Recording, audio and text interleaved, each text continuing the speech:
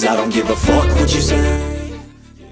Assalamualaikum warahmatullahi wabarakatuh guys. Kembali di Widya Susanto Channel. Masih di seputar pemilu guys. Jadi banyak sekali sana sini yang mengucapkan hasil pemilu ini adalah penuh dengan kecurangan. Dari Quickcon menunjukkan ini ada indikasi kecurangan di sana sini. Tapi saya sedang mau memberikan suatu alasan kenapa pendukungnya Prabowo atau hasil suara yang didapatkan Prabowo jauh lebih tinggi daripada kandidat 1 dan 3. Ini karena ulah juga daripada yaitu pertama Nenek Banteng yang sudah begitu mengecilkan seorang presiden Jokowi dengan dia mengatakan bahwasanya Jokowi tanpa PDIP ya seperti ini. Pak Jokowi kalau nggak ada PDI Perjuangan juga aduh kasihan dah.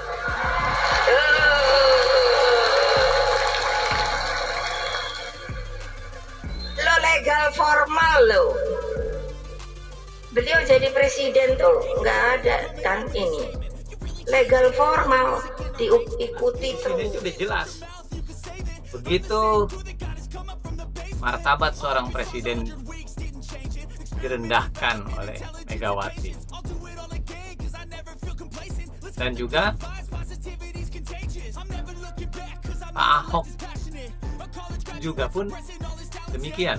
Yang tadinya teman kenapa sekarang berbalik justru menjelek-jelekan Pak Jokowi.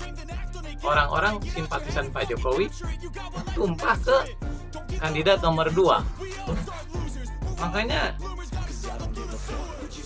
Pak Prabowo mendapatkan 57%. Mungkin dari sekian besar, dari sekian persennya itu adalah tumpahnya dari para pengikut Pak Jokowi ke kubu Pak Prabowo. Gitu loh.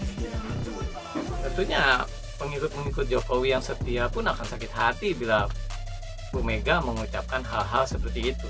Seharusnya Bu Mega ini memasuki masa-masa kampanye itu jangan terlalu banyak berucap yang akibatnya akan berefek negatif ke paslonnya. Harusnya bagaimana caranya membujuk Pak Jokowi untuk tetap ada di PDIP, terus bagaimana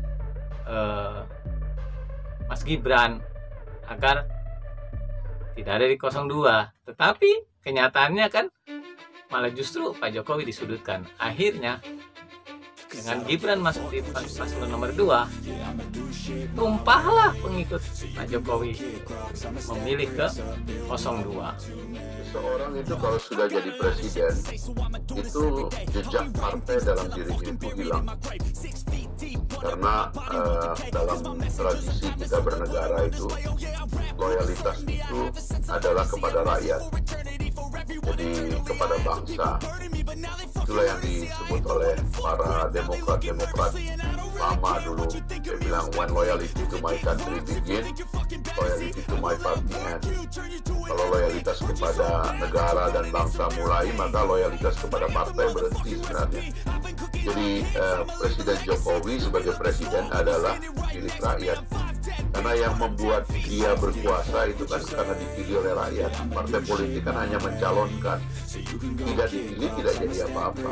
Nah, sebagai presiden dia tentu kepala negara, kepala pemerintahan. Dia memimpin pemerintahan, tapi dia juga memimpin negara. Dia memikirkan apa yang menjadi masa depan. Nah, untuk kali ini saya pendapat dengan Pak Fahri Hamzah bahwasanya seorang presiden adalah milik rakyat dan semaksimal mungkin memikirkan rakyat, bukan lagi harus memikirkan partainya. Walaupun Pak Presiden Jokowi didukung oleh partai, diusung oleh partai ketika menjadi seorang presiden, itu bukan berarti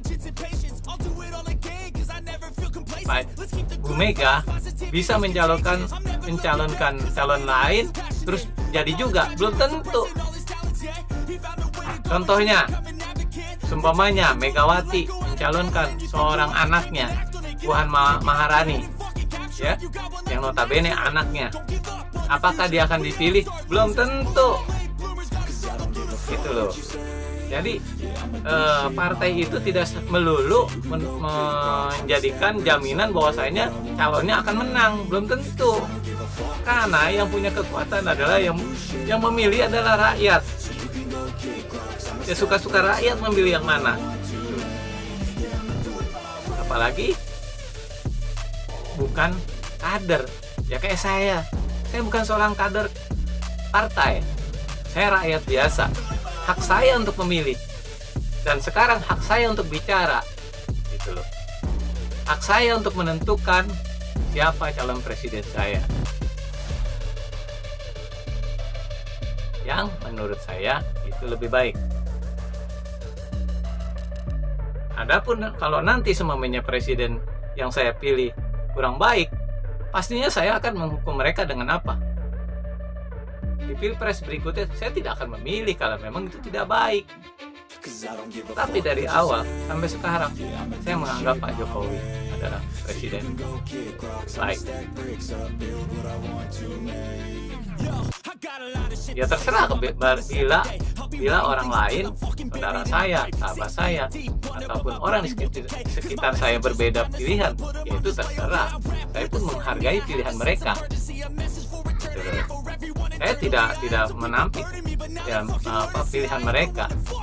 Saya tidak akan mempengaruhi pilihan mereka. Ya monggo, itu hak masing-masing. Saya pun tidak mau hak saya terus dipaksakan sama orang lain harus memilih si ini. Gak bisa. Apalagi saya bukan seorang kader. Saya mau milih kemana aja, bebas.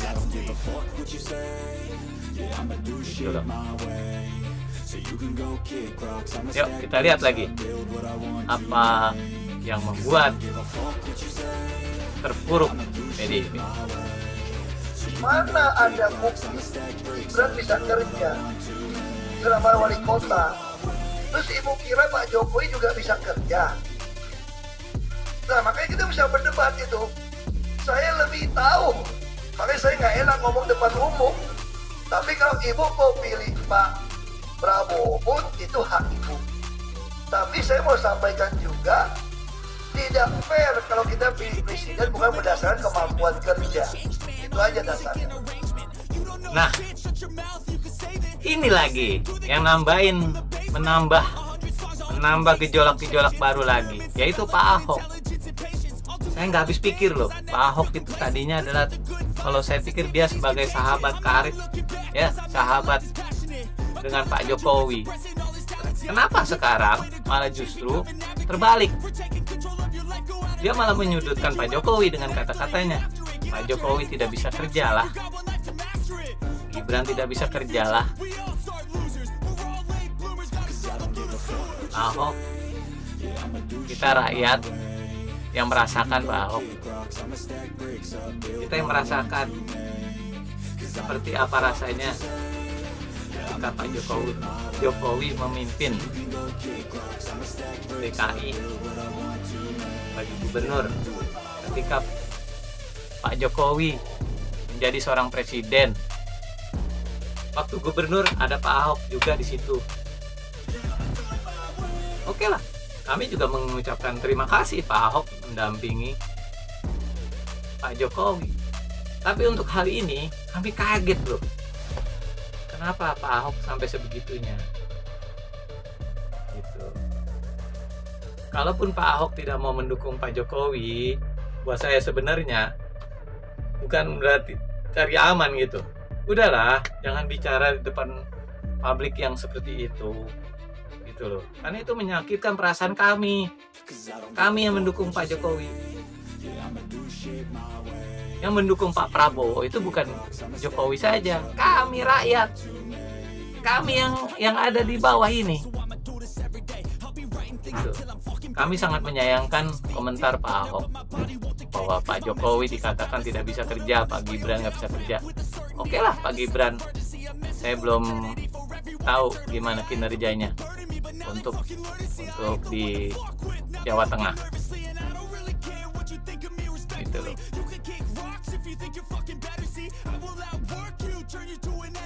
Oke, kita lihat berikutnya, guys. Nah, di sisi lain, Bapak juga waktu itu pernah memberikan penilaian atas kinerja penegakan hukum di Indonesia. Bapak beri skor 5 atas kinerja hukum di Indonesia.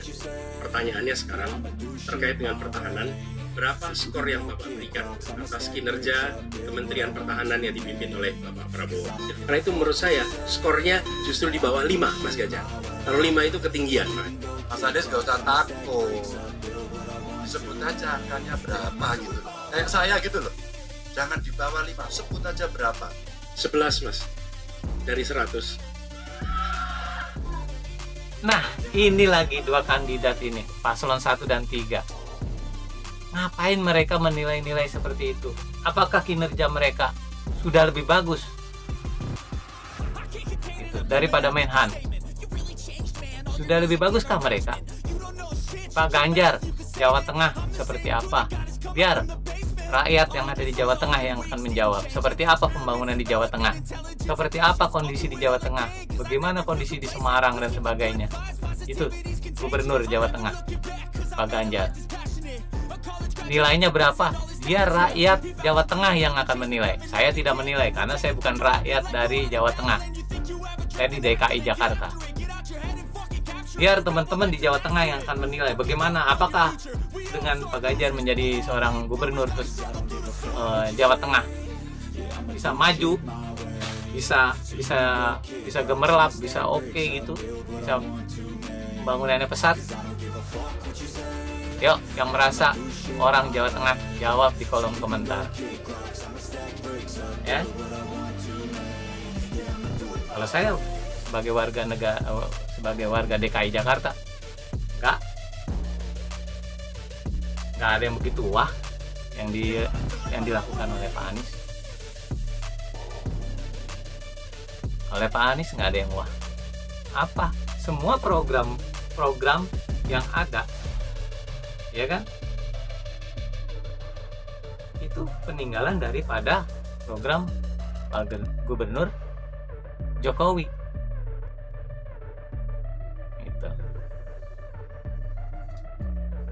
Harusnya mereka tuh menyodorkan program-program kerja untuk nanti mereka menjadi seorang presiden, bukan justru menilai-nilai hasil kerja orang. Gitu.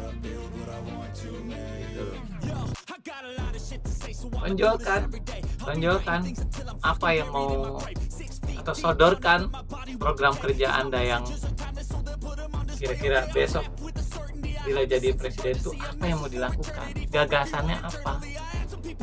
Jangan justru menyerang hal-hal yang sebenarnya nggak masuk. Oke, kita lihat yang berikutnya. Saya kurang politisi, makanya saya kalah terus. Diolok, dihina, dihujat, difitnah.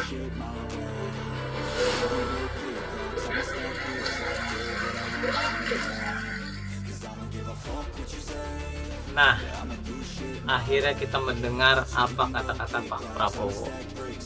Beliau mengatakan beliau kurang bisa berpolitik gitu loh. Sebagai Pak Prabowo itu memang kalau di dalam debat tidak banyak hal yang dia mau utarakan. Beliau tidak mau terlalu banyak ngomong. Beliau merasakan kok bagaimana beliau dikucilkan, beliau diolok-olokkan.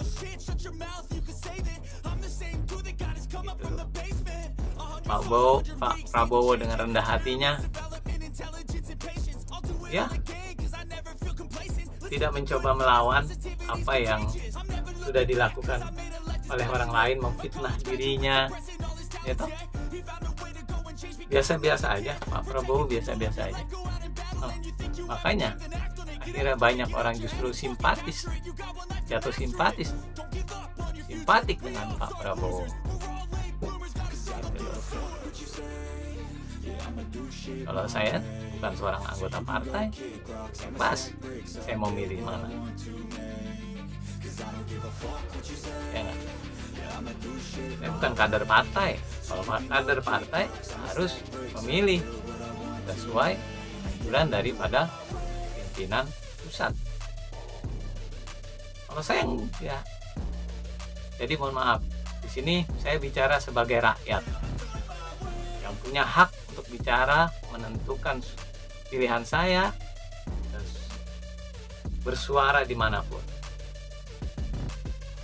Kalau ada yang bilang curang, ya maklum saja, karena mereka kalah.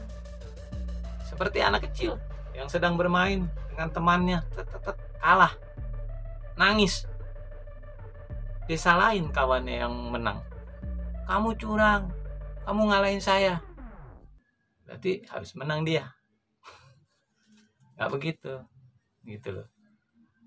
Masa kayak anak kecil sih? Kalau kalah nangis, kalau kalah terima. Ini kita dengerin nenek nih. Si nenek berkata apa? Kebenaran akan mengejarnya. Jadi insya Allah kita akan menang 1 putaran. Siap.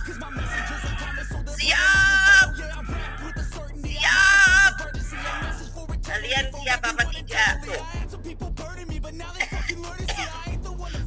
Dulu. Udah 1 putaran, Nek. Udah kalah Ganjar, Nek. Jadi terimalah kekalahan. Oke, Nek? Oke. Jadi jangan bilang curang, Nek. Udah. Kami rakyat yang memilih. Kami rakyat yang memilih. Masa nenek nggak percaya kalau saya pilih Pak Prabowo? Hah? Masa nenek nggak percaya kalau saya pilih Pak Prabowo? Suka-suka saya pilih Pak Prabowo. Itu aja, Nek. Dah. Salam 2 jari.